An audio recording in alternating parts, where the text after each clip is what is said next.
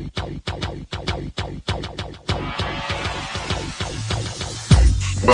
to the Odds Breakers, number one place for shared, sharp betting information.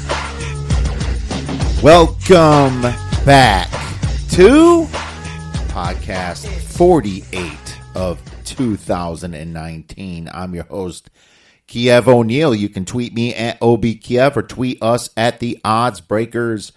Follow us on social media / the Odds Breakers. This episode is being brought to you by mybookie.ag. For a 100% sign-up bonus, please visit MyBookie. Use the promo code TheOddsBreakers. Terms and conditions apply. If you'd like to help us out and sponsor our podcast, we would love to help you out. Please visit theoddsbreakers.com. Click shop for $17.99 a month. You can become a member, a premium member, and get my premium plays before the line moves. For $2 more, you can become a patron subscriber, have all that, and get access to the podcast a little bit early. And if nothing else, please visit theoddsbreakers.com and become a free picks newsletter subscriber. Wow, did we have a good weekend. 8-3-2 in college football.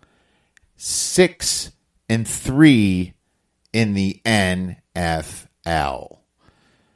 An absolute fantastic weekend. Well, actually, sorry, we are 6-4 in the NFL, but still up 6 units. I have to count the teaser that we lost with the New York Giants screwing us. They had an opportunity for a garbage touchdown that would have covered that teaser, but whatever. Either way, fantastic weekend. Premium plays have just been killing it lately. Really happy about that, and we've already made some plays with the early lines for college football week 4, beginning of conference play, and NFL week 3. Let's begin by going over some of the recap in the NFL, and then we'll get into college. I just got done watching that crazy Eagles-Falcons game, and that was one of the ones we lost. I thought the Eagles were better, and I thought the Falcons' defense was garbage, and it almost proved to be that until the Eagles completely botched their 20-17 lead with less than, well, it was around 2 minutes left, actually. I think it might have been slightly over 2 minutes, and the defensive coordinator for the Eagles, Mr. Jim Schwartz, former Lions coach, once again blew it by becoming over-aggressive in the game, allowing a last-second touchdown from Matt Ryan to Julio Jones, 54 yards. It was just one of those little gadget wide receiver out plays, kind of like a half screen play. Very common play. The receiver catches the ball in motion and then burns his defender. The rest of them get clipped by the other receivers. And, it was just Schwartz being over-aggressive, trying to blitz too much. It was a 4th down. That's how close this game was. Probably shouldn't have bet this game. But I'll take the 6-4. That's all right. The truth is that Atlanta outplayed them. Atlanta outplayed the Philadelphia Eagles, outdid them by like 80 yards. They just turned the ball over. Matty Ice, 3 interceptions. Wentz had 2 of them, but Matty Ice had 3. To be honest with you, the Falcons outplayed the Eagles. This was a bad play on my behalf. That happens. It was more of a fade to the Falcons, but it was just a very poor spot to bet the Eagles, and I will take the blame for that one. Great Sunday night football game, though. Absolutely loved it. 49ers destroyed the Bengals, and you know why? Because it was all about the coaching. Kyle Shanahan schooled Zach Taylor that game. schooled him. And Jimmy G played pretty well that game. The rest of the all running backs got involved. Wilson, Mostert, Breda, they all had great games, but literally outplayed the hell out of Zach Taylor that game, and or outcoached him. And the scoreboard shows it. It was in Cincinnati. Apparently, it was a great idea for the Niners to stay in Ohio instead of go back to the West Coast. You know, now that they had this nice little road trip, I wonder what their next line is going to be. Probably going to be some value on the other team, to be honest with you. But we'll see where this thing comes out. Lions beat the Chargers in an ugly game. We nailed that under by pretty much half. It was definitely a slow game. The Chargers, Phillip Rivers had a pick, 293 yards. Matt Stafford had a great game, 245 yards. He did throw 2 interceptions, but he got 2 touchdowns. Phillip Rivers had 0 touchdowns. So Eckler did well, 66 yards, 1 TD. But the Lions came through at home. And the Packers also came through at home too. And to be honest with you, Minnesota outgained the Packers by a decent amount of yards, but still lost this game. Minnesota outgained them by roughly 75, 80 yards. And the 2 interceptions, especially that one in the end zone by Kirk Cousins, was unforgivable. That is just absolute terrible play. You know, they should have covered that game for a lot of sharp bettors that were on Minnesota. Colts take care of business against the Titans. This is a classic overreaction to the Titans beating Cleveland. You know, everyone was low on the Titans before the season. They destroy Cleveland, and all of a sudden they're favored against the Colts. You know, even though the Colts should have beat the Chargers last week. And there you have it. That's exactly how overreaction works. And trust me, it's not just public bettors that do it. Sharp bettors overreact as well. For many podcasts of people on the Titans. Patriots destroyed the Dolphins. I actually took a shot at the Dolphins plus 18.5 just because I've never seen a home dog that big in the NFL. I would have hated myself if the Dolphins covered that game and I didn't bet it when it was the largest home dog in the NFL ever. So I'm okay with losing this one. But it was a small bet anyway. Because I'll tell you this, the Dolphins, I had to downgrade them again in my power ratings, and now they are truly lower than whale shit on the bottom of the ocean. The Bills look damn good. Destroying the Giants in New York, well, Jersey, MetLife Stadium. Just Josh Allen's that guy can run. He can get out of the pocket, make some pretty good decisions on the run. I think he's a better player on the run than he is in the pocket, personally. But I'll tell you, the Bills, this team is 2-0, and they must be pretty happy in Buffalo right now. And maybe they're not going to be jumping off any buses into tables this week. We'll see. Cowboys handle the Redskins easily. The Redskins, they were in the game barely in the beginning. Then 14-7.5, 21-14, and then 31-21. Cowboys look good.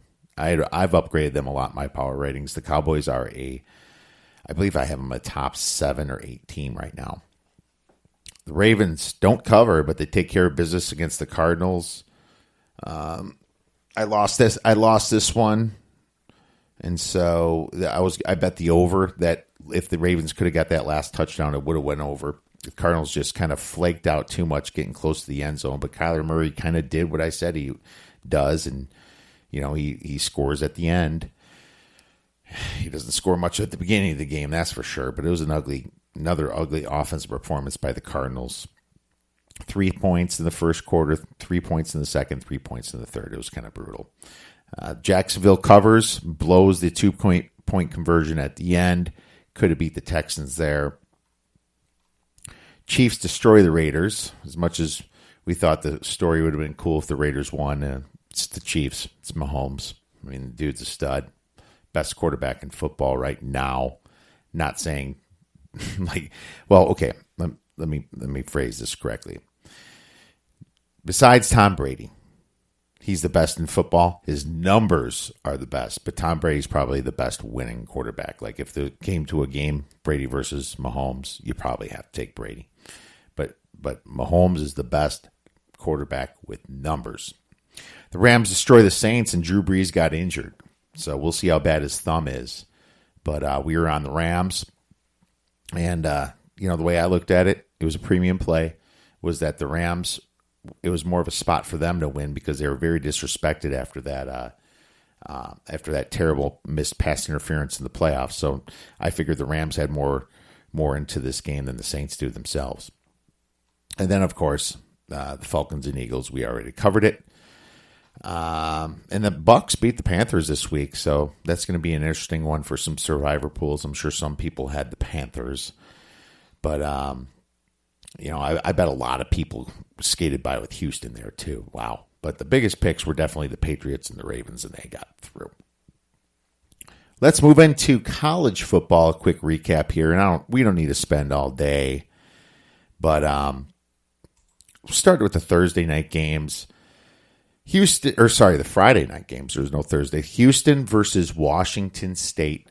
Washington State took care of business and beat Houston 31-24, but they really didn't cover that number that's been sitting out there. It was past 7.5, 8, and it closed at 9.5. Houston covers that game, and what the under hits, and this was a high total. It was about 76 at one time. I think it closed around 74. So, North Carolina versus Wake Forest. Real sad. The sharp side was North Carolina. This thing moved from 4 to 3. Do you know what the bettors are now saying to Mac Brown? Yes, I tried. Yes, I tried. I almost took Wake Forest's team total over 34, and it looked like it was going to hit it in the first half. How they scored 21 points quickly, and then they only scored 3 points in the second half, and North Carolina scored 18, but it just wasn't enough to cover that spread, 24-18. Boston College getting beat by Kansas for the first time in tons of years. You've seen all the tweets. What a bad look for the ACC. What a bad look for Boston College. And congrats to Les Miles. Huge congrats to Les Miles. Clemson just boat raced Syracuse 41-6. Alabama beat South Carolina 47-23. But I'll tell you this, South Carolina was able to put up around 459 yards against Alabama. Alabama only had around 572 yards. Well, only, but it goes to show you that this was a little bit closer than the score indicates. Somewhat misleading on that one. I guess I can throw it into the misleading scores, but it's Bama, so it's not like we're going to go out there and fade Bama, right? Maybe we put some money on South Carolina, though. We'll see how that spread looks when it comes out. Georgia destroys Arkansas State. No surprises there. LSU started slow against Northwestern State. They're down like 14-3 at one point, but then turned on the gas and ended up winning 65-14. Oklahoma covers at UCLA. I had to stay away from that one. That was just Ohio State 51-10. Just destroyed Indiana. I actually upgraded Ohio State from this one in my power rankings, so they're actually higher than before. Notre Dame takes care of business. Auburn, last second cover against Kent State. Now it was on Kent State. It was fourth down with like a minute something left in the game, and Gus Malzahn goes for it to cover the spread. When coaches can cover the spread, in many cases they will. Jim Franklin's one of them. Gus Malzahn, Jimbo, Fisher. If they have the opportunity to do it, they will. I mean, Kent State, they could have just kicked the field goal or, instead they went for it on fourth to beat Kent State and covered the 35 points and ended up winning by 39. A field goal would have pushed the 35, but a lot of people got it at 35 and a half. Pretty disappointed there. Another huge disappointment was Kentucky.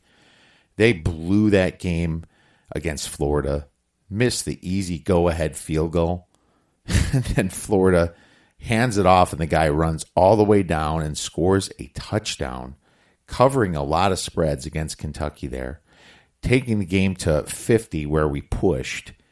When the guy should have went down, actually, it's kind of a bad beat because the guy should have went down and just ran off the clock, but instead he scored the touchdown, and Kentucky had an opportunity to try to score.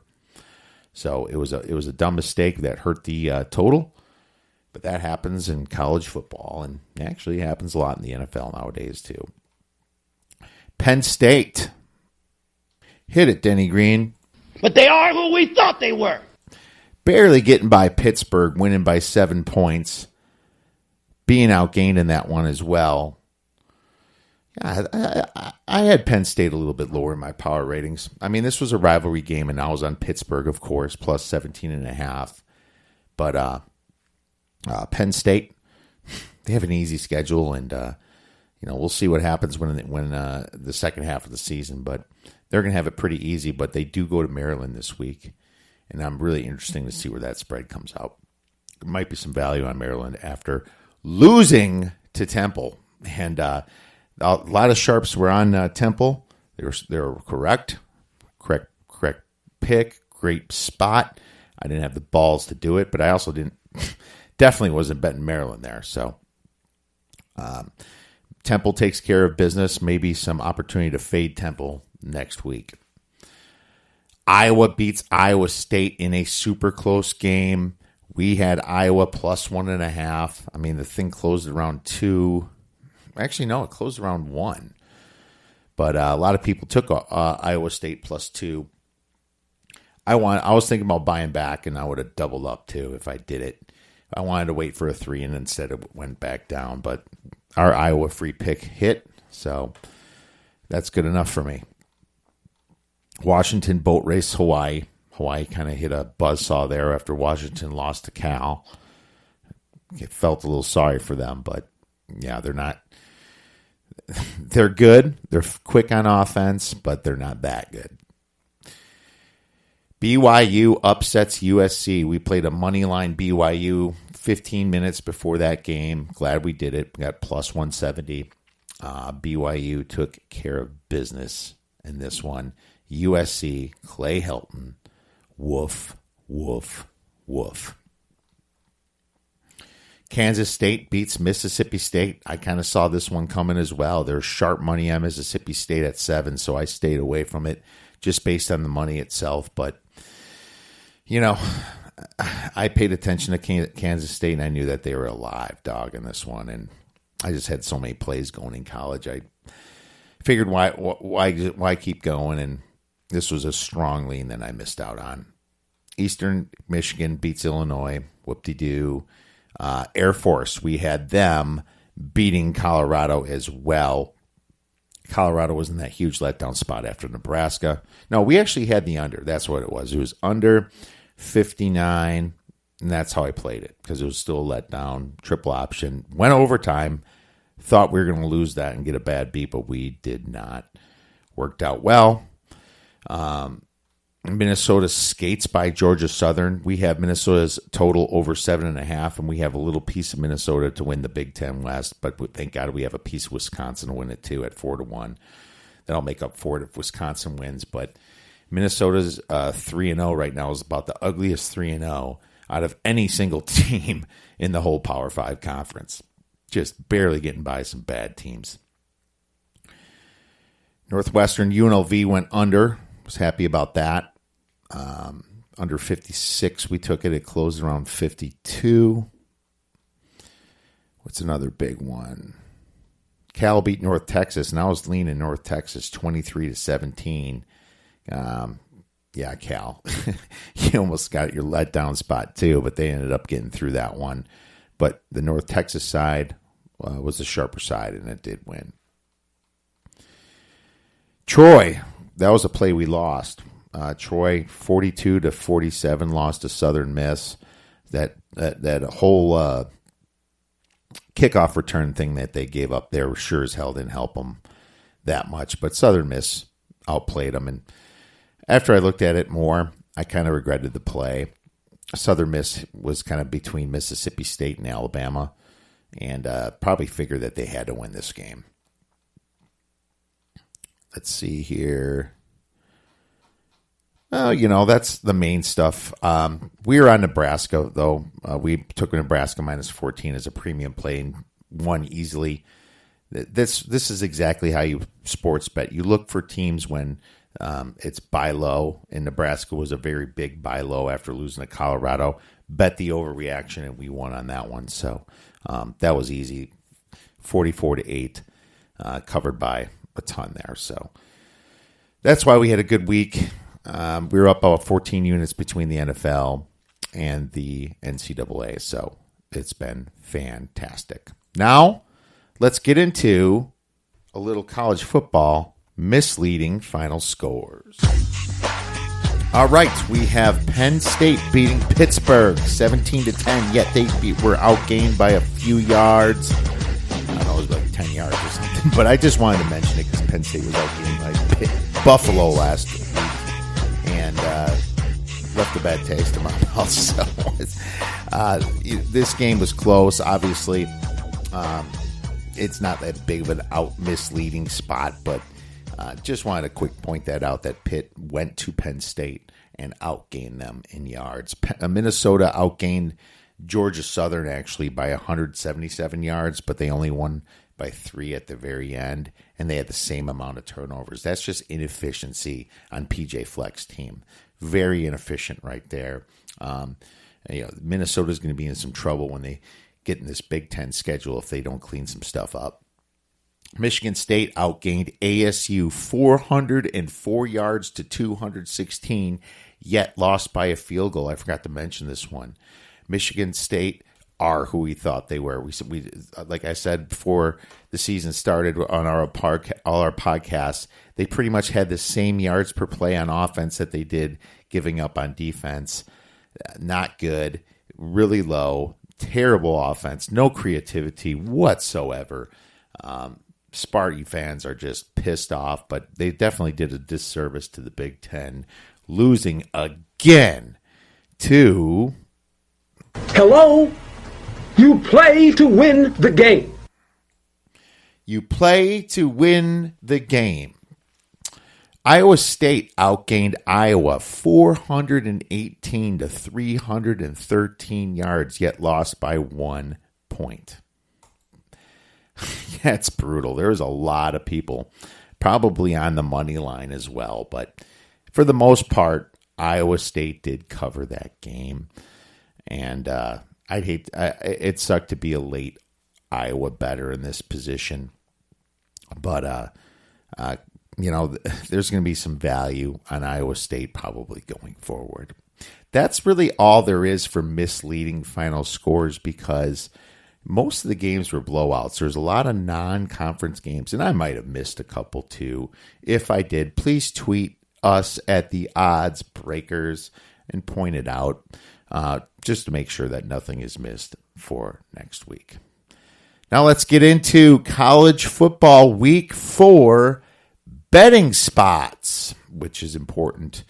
Now week 4, I'm just going to say in general, is great for fading teams that had an easy schedule. So you look up strength of schedule, and you can see some teams that might have a little bit of a fat spread there and had a terrible strength of schedule. So something you might want to pay attention to in order to, possibly find value. I bet if you just faded the teams that had let's just say over 90 strength of schedule, you might just win by doing that blind.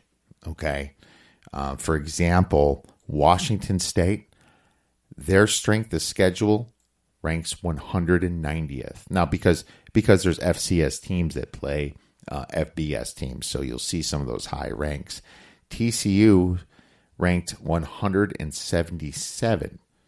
Okay. The toughest team that they played was Purdue, and they played a couple tomato cans.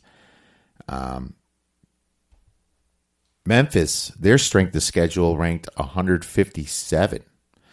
You can also go on the opposite end of this and get on teams that had a harder strength of schedule. For example, Syracuse is a bad example, but they rank 8th in strength of schedule. Vanderbilt ranks 5th in strength of schedule opponents so far. Kent State 6th. There's some nuggets in there. So this is a great spot to look at it because there's definitely going to be some overreaction from some teams blowing out other teams. This is another reason why I'm looking at the Wisconsin line being -3 opening up, and 2 teams they played were tomato cans. I'm not super excited to run to the window and take Wisconsin -3 against Michigan. That's for damn sure. All right, so getting back into the betting spots, let's start with letdown spots. Air Force at Boise State after they beat Colorado is a letdown spot. Florida at Tennessee is kind of a letdown spot just due to the way they beat Kentucky. Central Florida at Pittsburgh, and this is, they beat Stanford handily, but this is also a revenge spot for Pittsburgh. Arizona State hosting Colorado is a letdown spot after they beat Michigan State. Temple going to Buffalo is a letdown spot after they beat Maryland.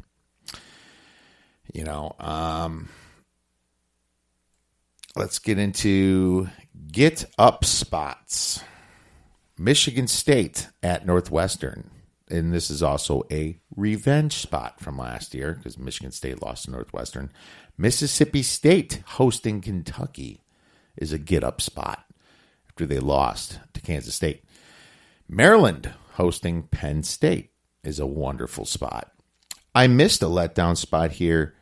Virginia hosting Old Dominion is a letdown spot. Virginia beat Florida State and students stormed the field. Saw that game. Was on Virginia and pushed that one. Stanford hosting Oregon. Woof, woof. Stanford. Just getting beat like that from a group of 5 team. It's not a good look at all. Colorado at Arizona State after losing to Air Force is a get-up spot. Illinois hosting Nebraska. May like the over in that one. Illinois lost to Eastern Michigan. USC hosting Utah is a get-up spot. BYU hosting Washington is actually a letdown spot. Another one I missed. I put in the wrong category. Boston College hosting Wake Forest after losing to Kansas is a get-up spot. An ugly one. Oh, that's an ugly one. And I think I mentioned Pitt hosting UCF after losing to Penn State's a get-up spot now. Look ahead spots. Washington State could be looking past UCLA to Utah. Very possible. Virginia could be looking past Old Dominion to Notre Dame.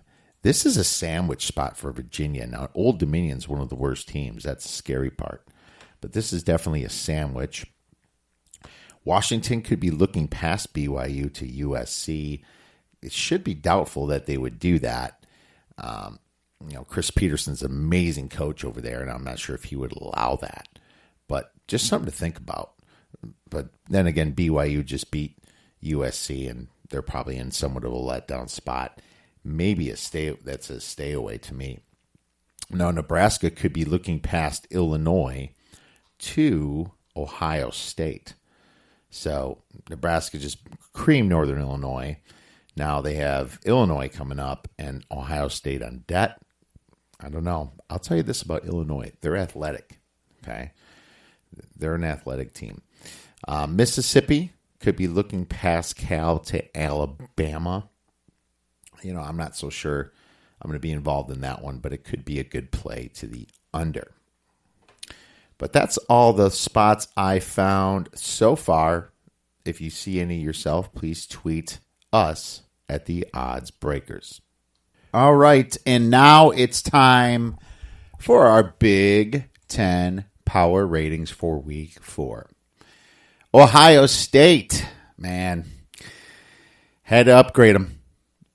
21.5 points better than the average team. And just to let you know, my real power ratings has Ohio State as the fourth best team. Georgia's a little bit better, not much, and then Alabama and Clemson are up in top. But Ohio State is gaining ground. I'll tell you this, the way they blew out Indiana there. Really didn't break a sweat, it seemed like. ESPN has them up to 23.7, team rankings 29.8. So, yeah, they're looking good. Justin Fields. Michigan didn't play. I keep them at 18. ESPN found a way to downgrade them at 14.6. Team rankings downgrades them again at 15.6, probably because the Big Ten was downgraded a little bit. With Michigan State losing and a couple teams didn't look that good. Purdue got their butts kicked from TCU. Yeah, it's just Iowa did squeak by, but probably didn't get any rewards for that. Wisconsin's next at 15.5. So that goes to tell you, if I have Wisconsin 2.5 points worse than Michigan, but so Michigan should be favored by a point or so. But I just don't know yet because Peoples-Jones is hurt. I didn't make a play on this game. Wisconsin is favored by 3 points. But I'm still working on that one, let's just say. ESPN has them at 18.8. Team rankings has them at 26.3. And the average is about 20. You can see this on the website, by the way, at theoddsbreakers.com. Michigan State, I have it at 13.5. ESPN downgrades them to 14.6. Team rankings downgrades them to 15.6. They were both too high on them, I think. Terrible loss to ASU. Minnesota, I downgraded them to an 11 from a 12.5. They keep going down. It still might be too high on them. ESPN only has them at 5. Team rankings has them about 0, minus 0.1. Minnesota, they squeak by games, played some bad teams. I tweeted out that my Minnesota season win total at 7.5 over is looking both good and bad. They're 3-0, but struggle against some bad teams. Iowa, I actually have Iowa at 13. And I should have said Iowa and Penn State before Minnesota, by the way. But I have Iowa at 13. They stay the same. I didn't upgrade them or downgrade them. That game was close. I thought that too bad Iowa State, like I said, blew it on that punt. They really blew that game. It was in Iowa, or Iowa State, so you can't really downgrade Iowa for losing at Iowa State. ESPN has them at 11.8, and team rankings 11.7. We're all pretty close. Penn State at 12, and I didn't downgrade them because I've always been lower than the norm on them. ESPN downgraded them to 19.7. Team rankings 20.3. They shouldn't be anywhere near that high.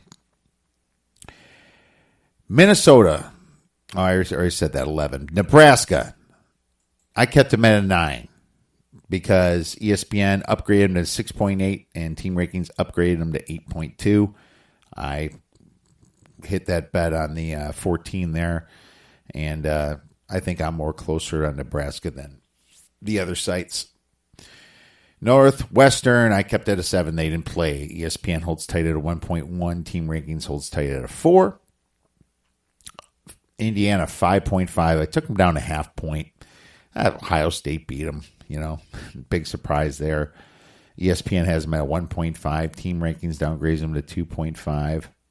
Ugh for them. It was a pretty bad loss, but I guess not a bad loss when the team's that much better. It was just a blowout. Maryland, I have them at a 5, down from 5.5. Temple beat them. I warned everybody about that one. ESPN 8.6 downgrades them to Team Rankings downgrades them to 14.3. They are still way too high on Maryland. Purdue, I have it at 2. I had them at 2 last week because I was lower on some sites, but ESPN took them down to minus 1.5. Team Rankings takes them down to 0.1. And Illinois, I have them at minus 2.5. Now, I didn't change them from last week because I was already pretty low on them. But ESPN downgrades them to minus 4.7. Team Rankings downs them to minus 5.2. I just still think there's some athletes there and they're a little dangerous. So I'm still a little bit higher than those other sites. But Rutgers, they didn't play, but they still are who they thought they were. And they're at minus 7. ESPN has them at minus 8.3. Team Rankings at minus 11.7. All right, and it is time for our free play for NCAA Week 4 college football, and we are going with Boise State versus Air Force. Remember last week when I said Mel Tucker never had to defend the option? He doesn't know what to do, and that proved true because our bet hit.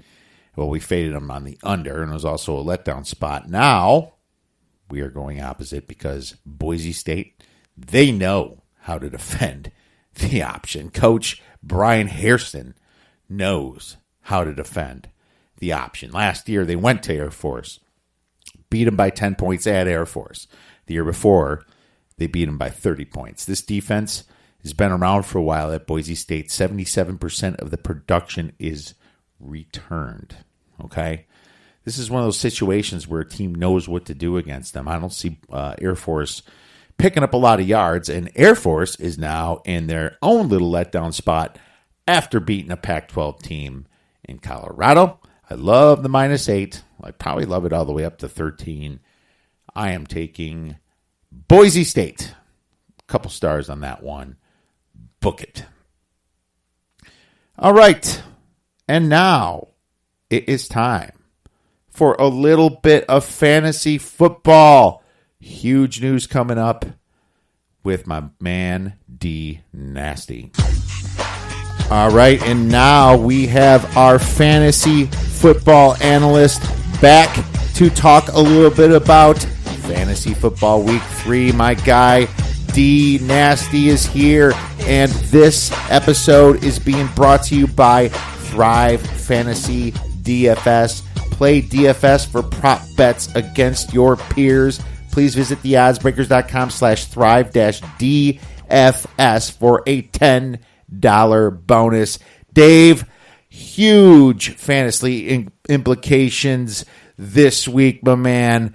Lots of serious injuries, isn't there? There is. It's a huge week for injuries this week. Sorry to see some of these guys go down as well. Some of our all-time favorites, my man. And unless you're living under a rock, I'm sure our listeners already know about it, a few of them. But there's definitely some availability out there to cover for these guys. So that's what's important. But there's also some people that are questionable, and that's why we do key injuries. Very important when it comes to fantasy. A lot of times people get stuck with somebody on their starting position and they're all of a sudden scratched at the last minute. What I always say is put the person that's probable or better in and then switch it the last half hour when you get the news. Because if you've fallen asleep or just get busy doing something else, you're going to kick yourself in the ass for letting a questionable guy sit there when somebody else is doubtful. So just remember to do that. And it's like I tell people when they're doing pigskin pick'em, the picking against the games, they forget to put it in, and the Thursday game starts. Do your pick'em first, just get it out of the way, first part of the week, and then do your serious pick'em later. It's just the same thing with fantasy, isn't it, Dave? Definitely. I agree. All right. Definitely get you guys in there. Yeah. Get your guys in there that are probable or better first, and then make adjustments later. Well, let's get right into key injuries. Dave, why don't you start out? Sounds good. A couple of the key ones right away that you guys already probably know about is Ben Roethlisberger. He's going to have elbow surgery this week. They put him on IR. It is the permanent IR. He's going to be out for the year. So you can write Big Ben off your team. He's no longer going to be able to play fantasy purposes this year. And is that Tommy John surgery, by the way? I couldn't find the information exactly on what was up with the elbow, but I heard that it was something similar the way he was grabbing it. Then I just didn't hear. If it's Tommy John, he could be out longer. I would wonder if this is a retirement position here, knocking him off for the whole year. He's going to get paid anyway. He's probably going to go out of shape. He's contemplated retirement before, my man. I don't know. Sheffy actually reported today that he talked to Big Ben, and Big Ben did just sign the extension. And Big Ben said he will be back, and he will honor the rest of his extended contract that he just signed with the extension. And it's a 2-year extension? I believe so, yes. Right, so he gets to play out through next year. Okay, well that's interesting, and we'll see what happens to that. Keep going, my man. Drew Brees, the other key injury, one of my favorites actually. I've always been a big Drew Brees fan. Right thumb, he's having surgery as well. He's going to be out up to 6 weeks. So you might be able to, if you have an IR spot, definitely put him on there. But if you do need a quarterback and you need space, you might have to just drop him. There are a lot of quarterbacks out there right now, so unfortunately you might have to make that decision. But if you have the IR spot, definitely put him on there. And then just a couple of smaller injuries. Vernon Davis, eye injury, he's probable for this next week. Tyler Higbee, chest or lung, he could be out several weeks. He's probably doubtful for this week. He started out pretty strong. David Johnson, if you have him, he had a wrist injury. He did come back into the game. He should be probable for this coming week, but you want to keep an eye on that. Then we had several Eagles players, Dallas Goedert and Alshon Jeffrey with calf injuries. They're questionable for this week. And then we have Sean Jackson and Corey Clement. Corey Clement's probably not on your fantasy radar right now, so you don't have to worry about him. But Deshaun Jackson, actually, he had a good first week. He might be a guy that you put in your lineups this week. He has a groin injury. He didn't come back into the game, so he could be questionable as well. Michael Gallup, he had a knee injury. He's going to be out up to 4 weeks now. He's a young receiver for the Cowboys. A guy I really like, too, but he's going to be up to 4 weeks. He's going to possibly have surgery as well. And we have 2 Chiefs, actually, that got injured this week as well. LaShawn McCoy and Damian Williams. LaShawn with an ankle injury and Damian Williams with a knee injury. LaShawn's going for an MRI today or tomorrow, so we'll know more about that. Then another key running back as well was James Conner with an injury as well to his knee. Wow, I didn't know that Damian Williams was out too. I must have missed that. And McCoy, holy cow, that possibly makes Darwin the next guy up, right? Holy cow. Yeah, I didn't even include him. Thank you. I'll follow up on those injuries. I can't imagine Damian Williams being too bad, but I did. He should be probable for the game, I think. So if he plays, he's definitely going to get a lot of touches. So he's going to be a good play this week. But yeah, Damian Williams, I think he came back into the game, but he's still going to be questionable. But I'd probably upgrade him even to probable, depending on how the week goes.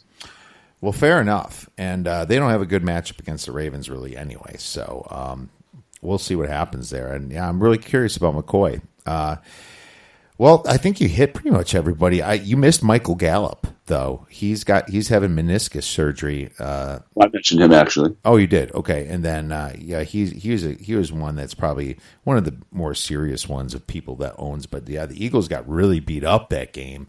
You know, I couldn't believe they were still in that game and then just blew it at the end. A lot of money changed hands in that one when it comes to sports betting. So I was unfortunately on the wrong side of that one. But no, you hit everything. Let's get right into the waiver wire then, my man. I'll start out here. Nelson Aguilar, I believe he's only owned in about 15% of Yahoo leagues. He had 11 targets, and he might be the only main healthy Eagle next week. So I think he should be a big target for this week, especially in DFS, where he's going to come less expensive than many of the other receivers. Randall Cobb, if Gallup is out especially, which he is, Randall Cobb gets an upgrade right there. I know he's the slot guy, but I'm not sure if they're going to move him off the slot and put Devin Smith in the slot or not. But Devin Smith's a possible third guy I would look at for the Cowboys, if you're desperate. Demarcus Robinson, wow, 6 targets, 172 yards, and 2 TDs for Kansas City. He sure benefited a lot from that Tyreek Hill injury. So real curious to see how he does against the Ravens, but he's going to be picked up in a lot of leagues. Now we'll get into some quarterbacks. Case Keenum, he's serviceable. He racked up a lot of points so far. Actually, he's one of the higher average quarterbacks right now. But unfortunately, the matchup against the Bears doesn't look that great. But he's a dink and dunk kind of guy. Gets rid of the ball fast, so maybe he'll benefit. Daniel Jones. There's a huge quarterback controversy now in New York, and they are not releasing the starting quarterback for the New York Giants next week. You know, Gettleman is keeping his mouth shut. So I'm thinking that maybe Eli lost his position there, and it's going to be Daniel Jones there. So real curious about what happens there. Pat Shurmur keeping mum on that as well. So just because they won't announce Eli makes me think that Daniel Jones is a must-own almost. You saw he ripped him up in the preseason. You know, he looks the part. So he could turn this Giants team around. Mason Rudolph, he's starting all year for Pittsburgh. He looked great in the preseason to me. I think there's going to be a big bump with him. I like how the Steelers also just traded the Dolphins for Minkah Fitzpatrick, a first-round pick they gave up for Minkah. That's an interesting move that was just made a few hours ago. Raheem Mostert, I believe you might have said this last week, Dave, but he got a lot of touches for San Francisco. And Matt Breida, of course, got a lot too, but Mostert really benefited from that. Jacoby Brissett, quarterback, did well for the Colts.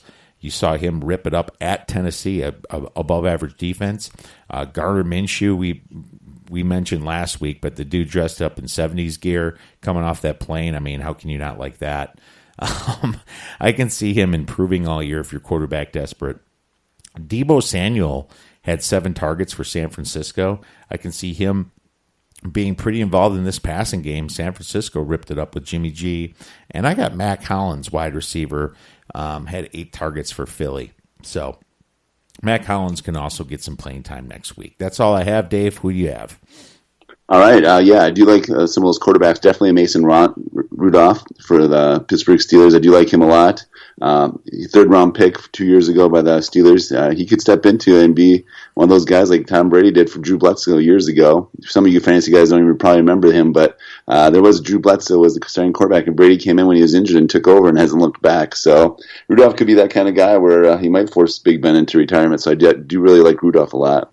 Some guys that might still be out there in the waiver wire too is Andy Dalton. If you need a quarterback, he actually has some nice weapons, and especially with AJ Green coming back in a couple weeks.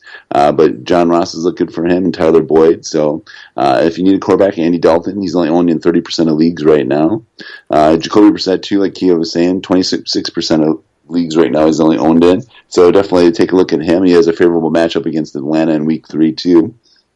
So definitely going to put up some nice numbers. Another guy I like too this week is Jalen Samuels. If Connor is a scratch, which he did have a lot of injuries last year, he's definitely a guy you want to pick up off the waiver wire because he could be starting. When he did start last year, he notched at least 8 non-PPR and 15 PPR fantasy points in each of his 3 starts. So definitely a guy you can pick up if keep an eye on Connor. Frank Gore, my Dynasty Sleeper of the Week, Devin Singletary, did score this week and was taking charge of the game, and then he actually limped off the field. I'm hoping he's going to play this week, but if he doesn't, Frank Gore's going to get a lot more carries this week. And he did finish with 83 total yards last week. So even though he's old, he can still fill in, and the Bills have been playing well, so definitely a guy you want to take a look at. Yeah, I think he's going to get more than Yeldon, isn't he? Yeah, Frank Gore. Yeah, and did we even mention Singletary in the injury report? I can't remember, but maybe I missed him. But did not know, but they didn't really have much about him out there. They just said he limped off the field, and he walked across the field, and they said that then Gore took over for the rest of the game, which padded his numbers, and that's why he ended up with the 83 total yards. Then okay, fair enough. And then another guy I really like too is Darwin Thompson. He was hyped up pretty highly before the season started. If both the Kansas City backs are out, he's going to slide into the starter role. He did look really good in the preseason as well. So Darwin Thompson is definitely a guy I really like. If any of those people are out, or either one of those running backs are out. He's even going to be the backup if even one of them's out. McCoy could possibly be out, so definitely a guy you want to take a look at. Tight end that we forgot about from last year. He started off on fire last year, and then he just caught all 5 of his targets for 50 yards and 2 touchdowns this week. Will Dissly for the Seahawks. Going forward, he could be their best tight end. And if you do need a tight end option in one of your leagues, he's definitely a guy you want to take a look at. And another guy we talked about a little bit last week, I think Kiev did, DJ Shark. He did score another touchdown this week. He did lead the Jaguars and with targets with 9, catching 7 for 55 yards. And he's a big dude at 6'4" and has made several plays so far in the games this year, and he's a young receiver for the Jags. So going forward, he could see a lot more targets as well. Yeah, absolutely. And there was someone on the Ravens that I wanted to mention. I believe it was Mark Andrews. He's been getting a ton of play lately. What's that, Dave? Yeah, he's been blowing up. Andrews has had 2 good weeks now, so definitely another tight end out there. Yeah, tight end. Yeah, definitely. He's a sneaky one. I guess under Lamar Jackson, he's actually been targeted a lot compared to other tight ends. And the 8 games under Jackson that he played, I guess he's like ranking 5th or something. I heard a crazy stat. So that's an interesting one as well. Absolutely. All right. Well, let's get into trending for week 3, Dave. What matchups do you like some of these guys that you would not normally start? Okay. One of the guys I do like this week is Peyton Barber. With the Giants coming to town, everyone actually seems to play pretty well against the Giants just because they're horrible. So definitely Peyton Barber. Peyton Barber actually had a good week this week as well. So I would say his stock is going to be going up. Mike Evans, I expect him to break out this week finally as well. Everyone drafted him pretty highly in most fantasy leagues probably. So if you do have him, I think he can bust out this week against the Giants as well. I do like the Panthers-Cardinals matchup. Run CMC had a lower than average expected game last week. I have Christian McCaffrey in a couple of my leagues. I look for him to have a big game against the Cardinals defense. Maybe even Cam Newton even have a big day too because his running and throwing that he can do. So I definitely look for those two to have a big game against the Cardinals. And Kyle Murray has actually been putting up very nice numbers so far this year. He's had 2 300-yard games already this year. I do like him against the Panthers defense. I don't think their defense is that good, so I do look for him to have a good day. Another guy you wouldn't expect either that I do like, 49ers are playing at home. Jimmy Garoppolo, after his big injury last year, he's actually come back and threw for 300 yards this past week and 3 touchdowns, or under 300 yards, I'm sorry, but 3 touchdowns. So I do like him against the Steelers defense. Yeah. I do like Rashard Penny, actually, too, a guy you probably wouldn't start. Chris Carson this past week had 2 fumbles, did lose quite a few carries to Rashard Penny, and Rashard Penny did have a nice game then after he did get some more carries than Carson in the second half. So Rashard Penny is a guy I'd be looking at too with the Seahawks. Yeah, Penny, is Carson not going to get the bulk of the carries though? You know, that's what they're saying. They're saying they give Penny more carries now, and then the Saints don't have like a bit of a defense either. So I do like him as a sneaky pick this week as well. Wow. Okay. Well, I'm going to add him to my waiver pickups if that's the case, and take a look, especially if you're a Carson owner, right? Exactly. Will get more play, and they did draft him pretty high. I believe he was a first-round pick in 2018. So it's about time they do that. Otherwise, it's kind of an embarrassment for them as well. Like you're trending up, my man. If you're not starting Josh Allen yet, here's your opportunity. He's playing the Bengals. That's definitely not a bad thing when you've seen what the Niners did to them. Dak Prescott, you should be starting him by now, but he's playing the Dolphins. I mean, come on. Exactly. This is an opportunity to play him. He's going to get some easy yards. Unfortunately, he might be benched for a lot of the second half, but I think he's going to be a safe, high floor this week.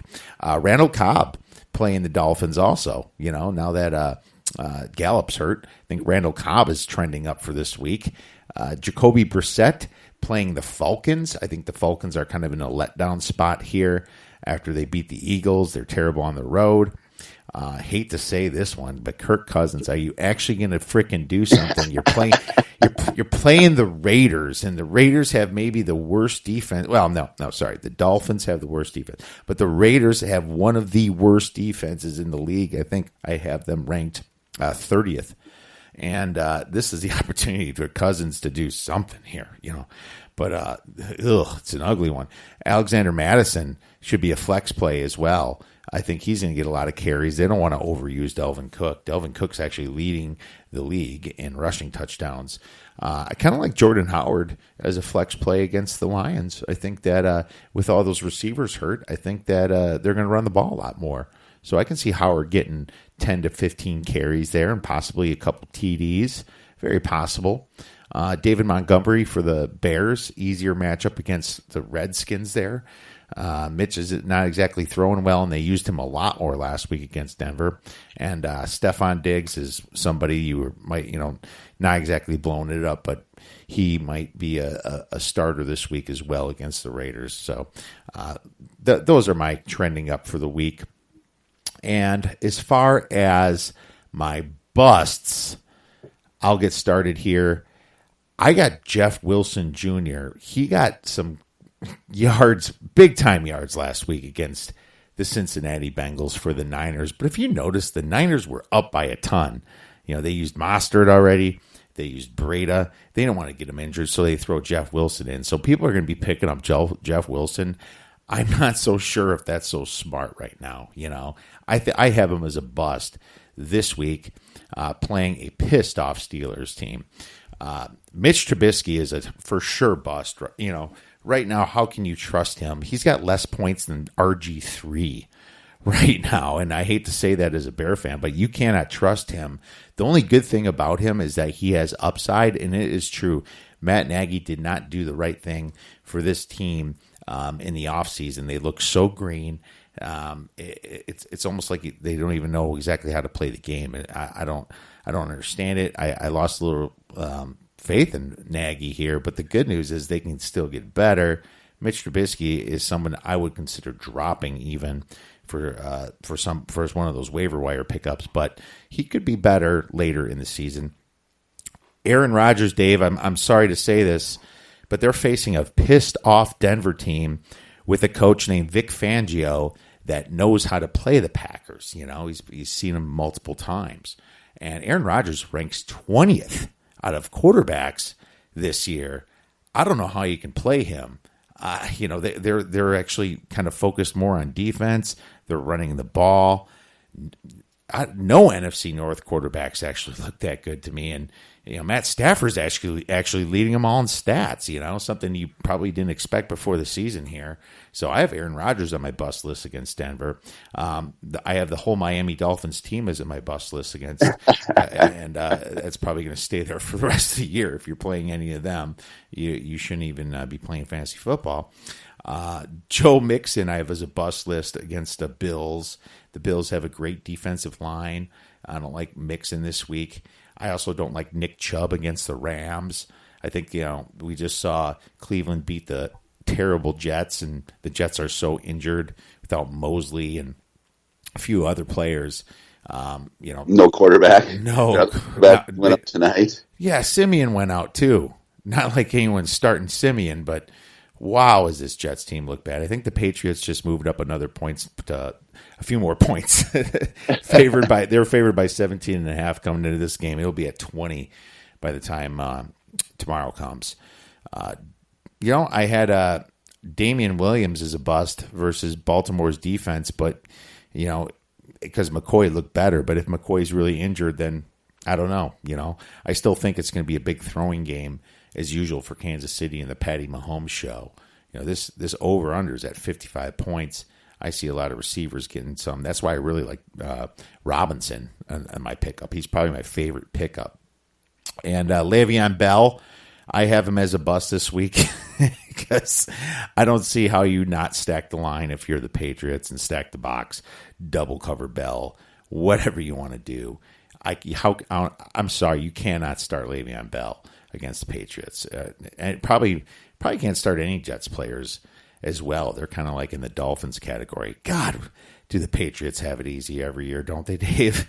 Oh, my God. My man. Who do you have on your bust list? All I got to say is, wow, bro, wow. I can't believe you dished your Bears like that, man. But I have to agree with you on Trubisky, though. So he hasn't played well at all this year. Another quarterback that hasn't that we thought would do a Baker Mayfield. I know you didn't mention him. I do agree with against the Rams. I don't see Chubb or him doing much. I watched the game tonight. I did a little scouting on Mayfield. He didn't look like a Rodgers in the pocket. He's holding the ball too long. He has some happy feet. He's kind of rushing throws sometimes, too. He doesn't look like the Baker Mayfield from last year yet, but I think he'll get it together eventually, but not this week. So I'm counting him up for this week. Another bust, I think, is going to be Teddy Bridgewater. Seahawks defense, they have a young defense up and coming. They're playing at Seattle.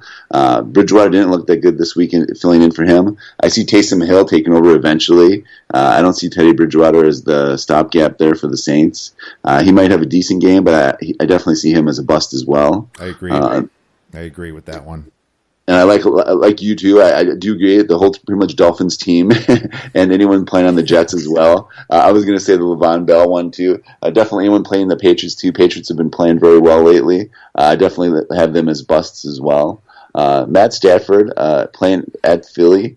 He hasn't looked that good this year either. I have him as a bust against the Philadelphia Eagles defense. They're going to be running the ball a lot too. I think as well. And then the Bills have been playing really well this year too. So again, the Bengals this week, I downgrade Dalton and Nixon as well. I don't see either one of them having a big week against the Bills defense that's playing very well right now. No, I like it. Absolutely. Very, very good.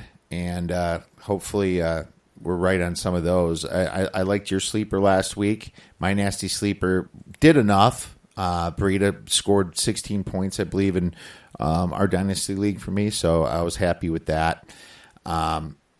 So let's get right into your nasty sleeper of the week, Dave. Why don't you give us the best one that we're not even thinking of? Sounds good. Well, first of all, I want to say the Packers against the Broncos playing at home. 2 words for you, Kiev. Lambeau Field. That's all the Packers need this week for Rodgers to get back on track. So I look for Rodgers to get back on track this week, too, but just had to get that in there before the D-Nasty Sleeper of the Week. But my D-Nasty Sleeper of the Week this week is going to be David Montgomery. We talked about him briefly tonight and on our podcast tonight, but I do look for him to have a big game. He had a lot more carries this week. He definitely took over the backfield this past week over Cohen and Davis, so I do look him to have a big week against the Washington Redskins. Well, I like it, and I really hope you're right, my man. So Bears are favored by 4 as an away favorite there, so it definitely says something. My nasty sleeper of the week is Nelson Aguilar, wide receiver for the Eagles. I don't think that they're going to play Alshon Jeffrey this week. He's so banged up, and Ertz got banged up, and he kind of had to limp back in. Goddard is hurt. Deshaun Jackson with the groin, they might rest him another week. I think Aguilar is going to get some serious targets this week, and I can definitely see him scoring a little bit against a pretty bad Detroit Lions team. So he is my nasty sleeper of the week, my man. Any last thoughts for week 3, Dave? No, that's all I had for tonight.